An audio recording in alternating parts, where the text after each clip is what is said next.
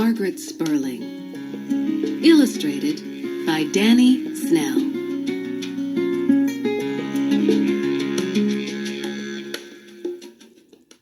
Now it's time to hear the story. Click on the green arrow when you want to go to the next page. Click on me if you want the pages to turn by themselves.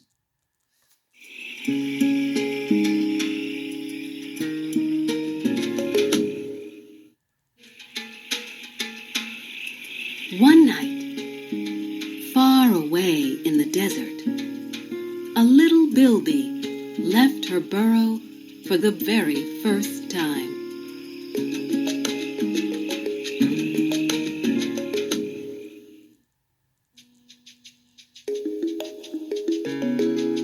She sat still, her ears alert, her nose twitching. She liked the sweet smell of the cool night air and the soft warmth of the sandy soil.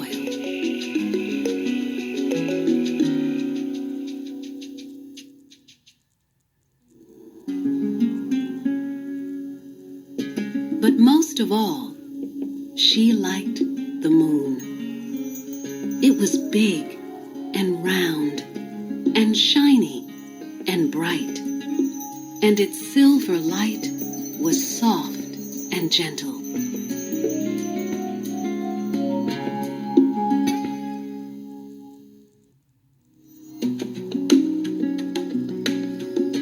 Each night, when she left her burrow, she looked up to greet the moon. And each night, the moon looked down and smiled.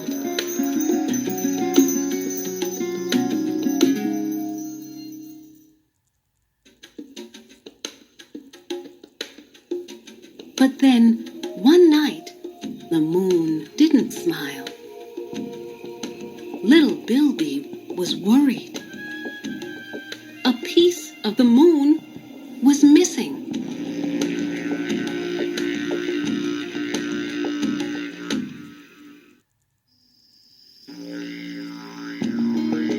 So that night, she searched the ground where the mulga trees grew. She met a hopping mouse, busy looking for seeds and insects.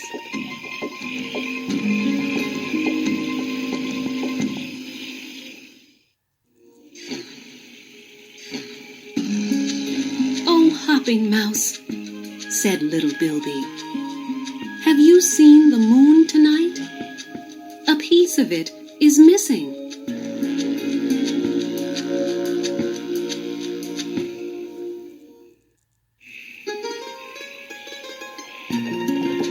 "Oh, no," said Hopping Mouse. "I will look in the spinifex grass. If I find it, I will tell you."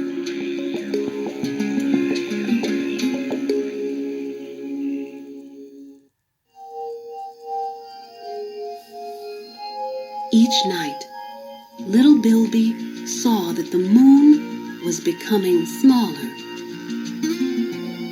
Sand Dragon was sleeping in a hummock of grass.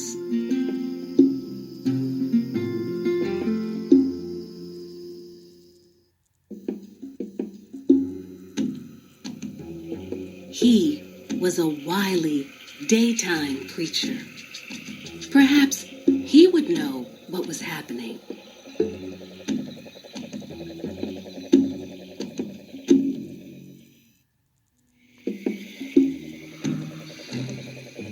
"Oh, Dragon," said little Bilby, "have you seen the moon tonight? Half of it is missing."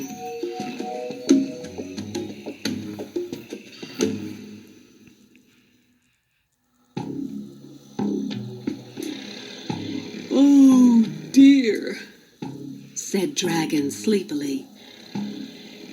"I will look tomorrow. If I find it, I will tell you."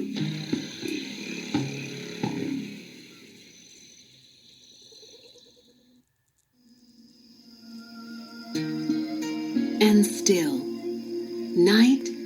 night, the moon became smaller and smaller, and the desert became darker and darker.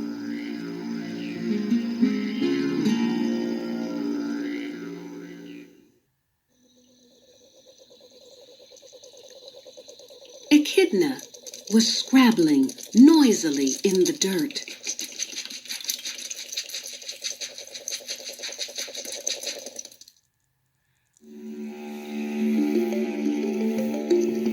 "Oh, Echidna," said little Bilby, "have you seen the moon tonight? More than half of it has disappeared."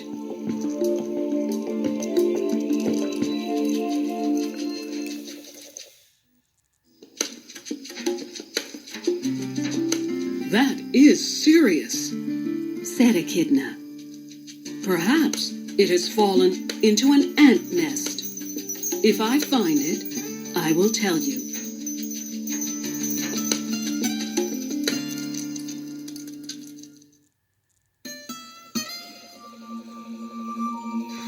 The moon was now just a thin silver crescent. "I could ask Mole," thought little Bilby.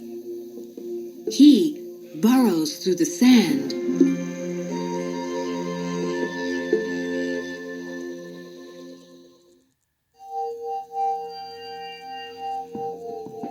If pieces of the moon are buried, he might find them.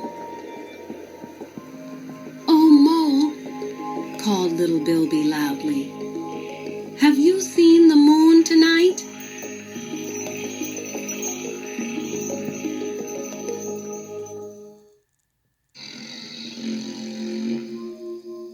"Almost all of it has disappeared."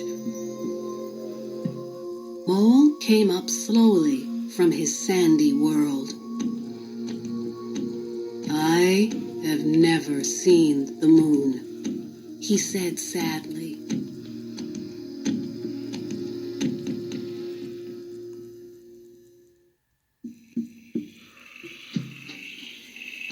"But I have heard that it is very beautiful.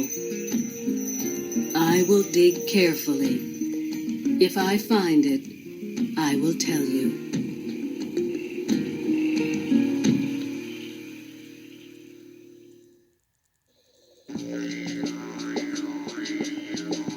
The moon was very small. Not far away, Froglet was chirping.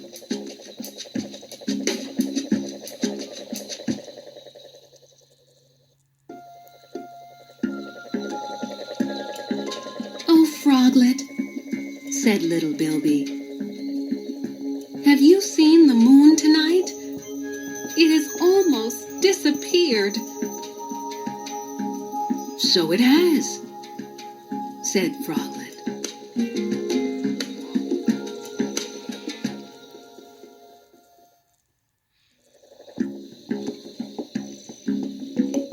"I will call loudly and ask other froglets if they have seen it. If I find it, I will tell you."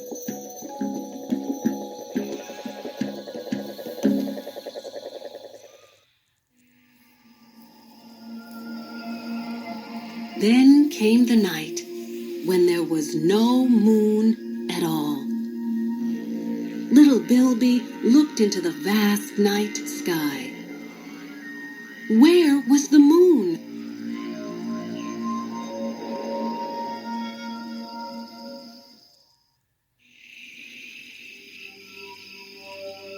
Strangely, the stars were twinkling more brightly than she had ever seen before. But they were not the moon.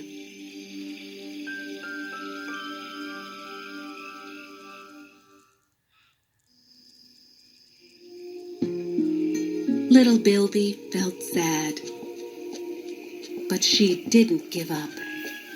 She searched high. She searched low.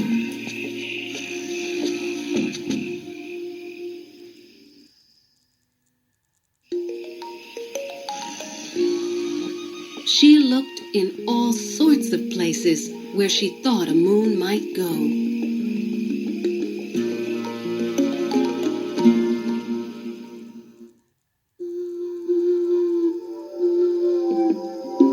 "What are you looking for, little Bilby?" came a voice from the dark. It was Boo Book Owl.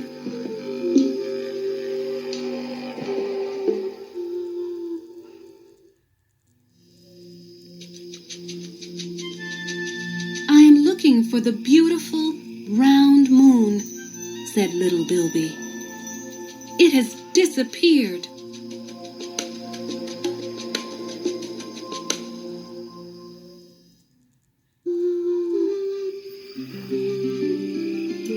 "The moon hasn't really disappeared," said Owl.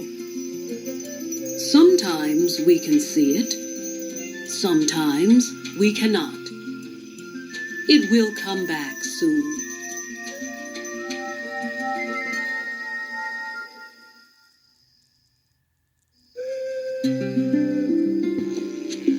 And Owl was right.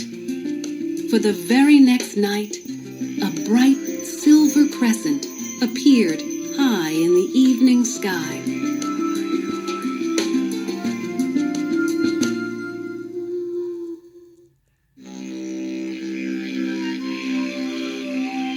And each night, the moon became bigger and bigger, and the moonlight became brighter and brighter.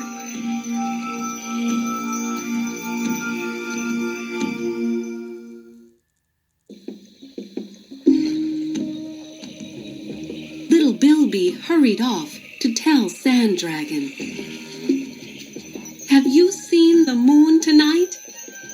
Half the moon is back."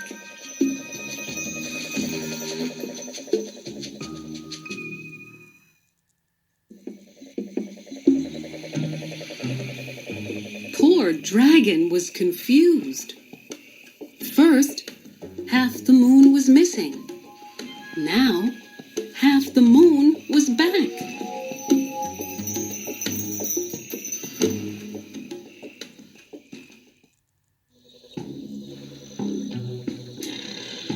"How strange," he thought, and went back to sleep.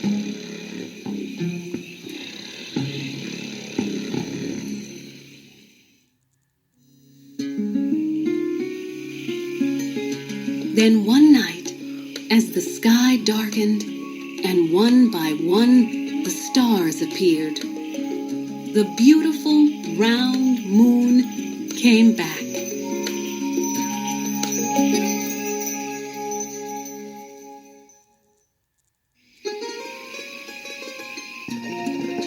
"Moonlight makes whiskers silver," said Hopping Mouse. "It sparkles on rocks," said Echidna.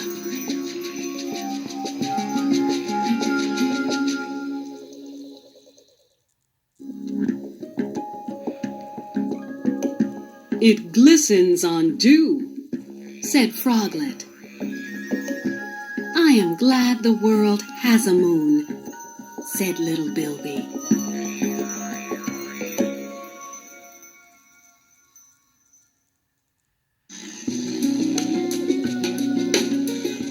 And they sat on the sand and told Mole all about the moon. And the moon smiled.